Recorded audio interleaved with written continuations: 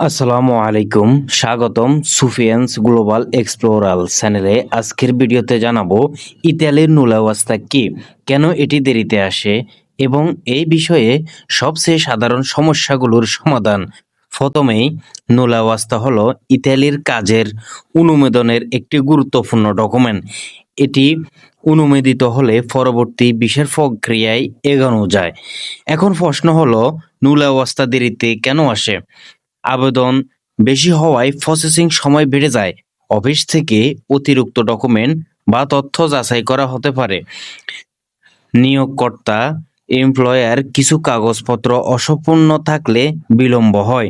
সরকারি অফিসের কাজের চাপ বা প্রশাসনিক কারণে সময় বেশি লাগতে পারে। সমাধান কি? নিয়মিত আপনার এমপ্লয়ার বা এজেন্সির সঙ্গে যোগাযোগ রাখুন। সব তথ্য ও কাগজপত্র সঠিক আছে কিনা নিশ্চিত করুন। গুজব বা ভুয়া তথ্য বিশ্বাস না করে শুধুমাত্র অফিসিয়াল আপডেট অনুসরণ করুন। ধৈর্য ধরুন। অনেক ক্ষেত্রেই প্রসেসিং সময় স্বাভাবিকভাবেই কয়েক সপ্তাহ বা তার বেশি হতে পারে। মনে রাখবেন, দেরি হওয়া মানেই আবেদন বাতিল হয়ে গেছে এমন নয়। প্রতিটি আবেদন আলাদা হওয়া, এই প্রসেসিং সময়ও ভিন্ন হতে পারে।